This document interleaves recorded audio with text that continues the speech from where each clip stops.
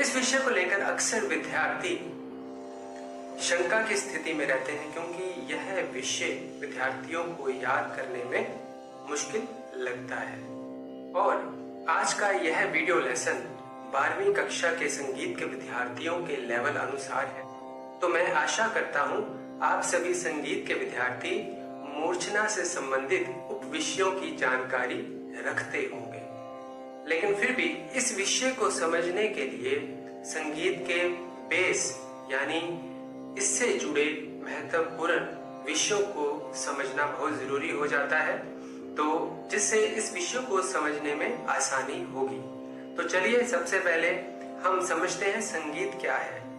गायन, वादन और नृत्य, इन तीनों कलाओं के समावेश को संगीत कहा जाता है। यह तीनों कलाएं किसी न किसी रूप से एक दूसरे पर आश्रित है, क्योंकि इन सभी कलाओं का आधार स्वर है। स्वर संगीत का आधार है। स्वरों की मधुरता के कारण ही हम आनंदित होकर झूमने लगते हैं। अतः स्वर ही संगीत का प्राण है। स्वर के अभाव में संगीत की कल्पना नहीं की जा सकती है। स्वर का आधार ध्वनि है, लेकिन हर ध्वनि का प्रयोग संगीत में नहीं किया जा सकता है, बल्कि संगीत में प्रयोग होने वाली वह निश्चित ध्वनि जो सुनने में कर्ण प्रिय हो और श्रोताओं को आकर्षित करे, स्वर कहलाती है। स्वर कितने प्रकार के होते हैं? हाँ, बिल्कुल सही, स्वर 7 प्रकार के होते हैं। कौन से स्वर होते हैं? सा, रे, ग, म, प, ध, नि, जिनका प्राचीन नाम यह है। स षडज, रे ऋषभ, ग गंधार, म मध्यम, प पंचम, ध धैवत, नि निषाद। भारतीय संगीतकारों ने 22 श्रुतियों में से 12 स्वर चुने हैं। इन 12 स्वरों में से 7 शुद्ध स्वर, 5 विकृत स्वर माने गए हैं। इसके बाद हम जानते हैं सप्तक के बारे में। सप्तक अर्थात 7 स्वरों के समूह को सप्तक कहा जाता है। और सप्तक कितने प्रकार के हैं? सप्तक 3 प्रकार के हैं। मंद्र सप्तक, मध्य सप्तक और तार सप्तक। ग्राम शब्द का साधारण अर्थ है गांव। जिस प्रकार बहुत से मानव परिवारों के रहने के स्थान को गांव कहते हैं, उसी प्रकार संगीत के स्वरों के स्थानों को प्राचीन समय की संगीत पद्धति में निश्चित श्रुति अंतरों के अनुसार 7 स्वरों के समूह को ग्राम कहते थे।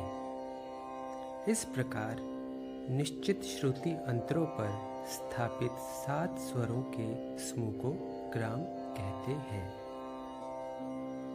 जैसा कि विद्यार्थियों, सप्तक का प्राचीन नाम ग्राम था, जिसके 3 प्रकार माने गए हैं। और इन 3 प्रकारों के ग्रामों से 21 मूर्छनाएं बन जाती हैं। कैसे? एक ग्राम में 7 स्वर होते हैं, तो इसी आधार पर षडज ग्राम, मध्यम ग्राम और गंधार ग्राम से 21 मूर्छनाएं बन जाती हैं। 7 3 21। तो इस प्रकार ग्राम शब्द का साधारण अर्थ है गांव। ग्राम के 3 प्रकार हैं: षडज ग्राम, मध्यम ग्राम, गंधार ग्राम। तो यह जितने भी मैंने आपको विषयों के बारे में ज्ञान दिया है, यह सभी विषय उपविषय मूर्छना से संबंधित हैं, क्योंकि अगर इन विषयों को साथ नहीं लिया जाता है तो आपको मूर्छना के बारे में बिल्कुल भी समझ नहीं आएगा। तो इसीलिए मैंने इन सभी विषयों को एक बार आपके सामने एक्सप्लेन कर दिया है, अच्छे से बताने का प्रयास किया, ताकि आपको मूर्छना के बारे में अच्छे से समझ आ सके। तो अब चलते हैं मूर्छना पर और समझने का प्रयास करते हैं। मूर्छना। मूर्छना शब्द मूर्छ धातु से उत्पन्न हुआ है, जिसका अर्थ है चमकना या उभरना। प्रयोगात्मक रूप में वह स्वरावली जिसे सुनकर प्राणी आनंद विभोर हो जाए वह मूर्छना है। प्राचीन काल में मूर्छना विभिन्न प्रकार की जातियों की सहायता से स्वरावलियों को उत्पन्न करती थी। मध्यकाल में यह रागों के आरोह अवरोह का स्वरूप कही जाती थी। आधुनिक काल में मींड, पुकार अथवा गमक युक्त स्वर लगाव को मूर्छना कहते हैं।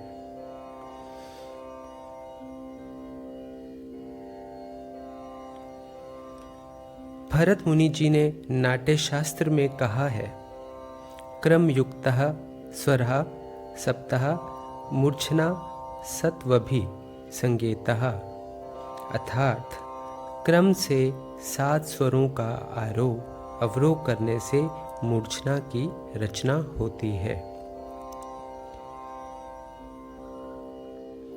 संगीत रत्नाकर में पंडित शारंग देव जी ने भी कहा है, क्रमात्सवराणाम सप्तानाम आरोहश्च वरोहणम, अर्थात 7 स्वरों का क्रम से आरोह अवरोह करना मूर्छना कहलाता है।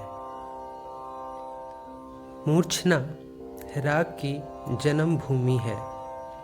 इसी से राग की उत्पत्ति होती है। शारंग देव ने मूर्छना के 4 प्रकार बताए, क्योंकि उस समय शुद्ध स्वरों के अतिरिक्त 2 विकृत स्वर भी थे, गंधार और काकली निषाद। इसी आधार पर उन्होंने मूर्छनाओं को 4 भागों में बांटा है। पहला शुद्धा, दूसरा अंतर संहिता, तीसरा काकली संहिता और आखिरी अंतर काकली संहिता।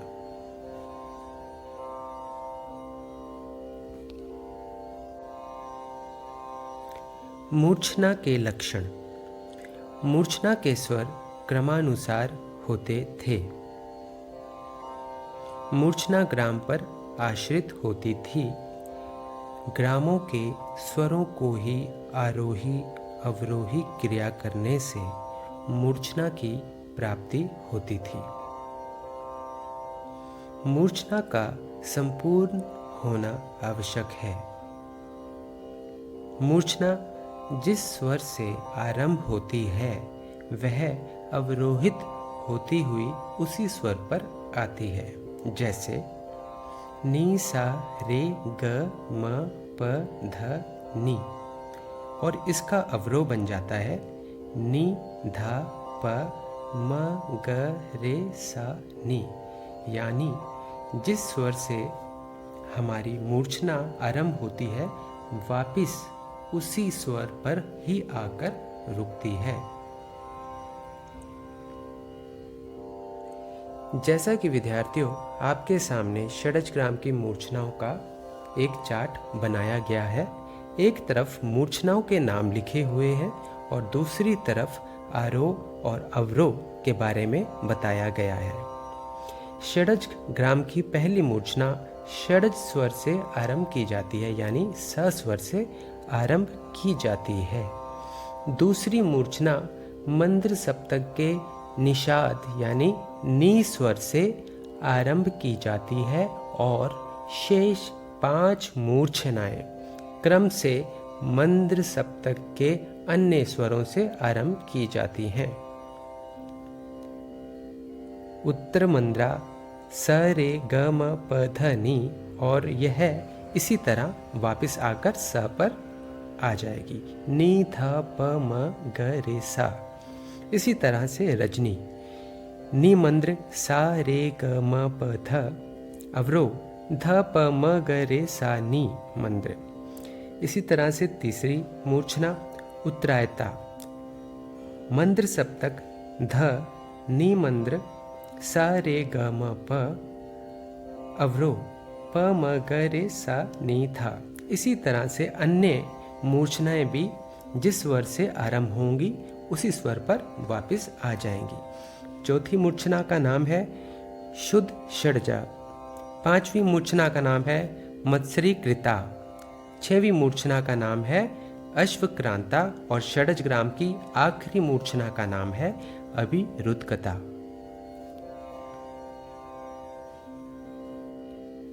इसके बाद मध्यम ग्राम की मूर्छना के बारे में समझते हैं। मध्यम ग्राम की 7 मूर्छनाओं में जिस मूर्छना में म स्वर पहले स्थान पर हो उसे मध्यम ग्राम की पहली मूर्छना कहेंगे। जिस मूर्छना में ग स्वर दूसरे स्थान पर हो उसे मध्यम ग्राम की दूसरी मूर्छना कहेंगे।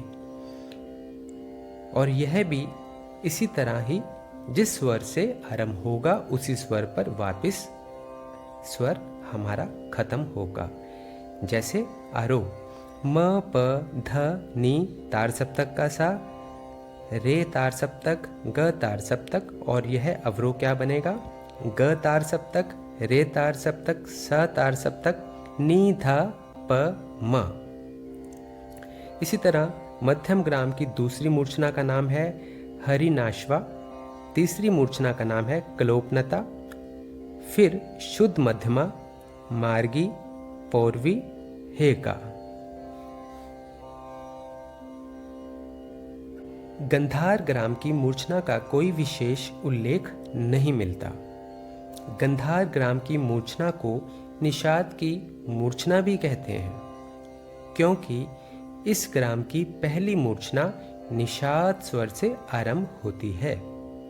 गंधार ग्राम की मूर्छना के नाम इस प्रकार हैं: नंदा, विशाला, सुमुखी, विचित्रा, रोहिणी, सुखा, आलापा। तो प्राचीन मूर्छना आधुनिक थाट के समान थी।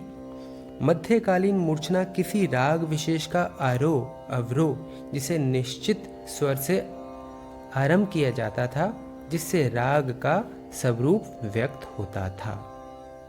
आधुनिक काल में थाट पद्धति का प्रचलन होने से मूर्छना का महत्व नहीं रहा। अच्छे संगीतकार रागों में विचित्रता उत्पन्न करने के लिए मूर्छना का प्रयोग करते हैं।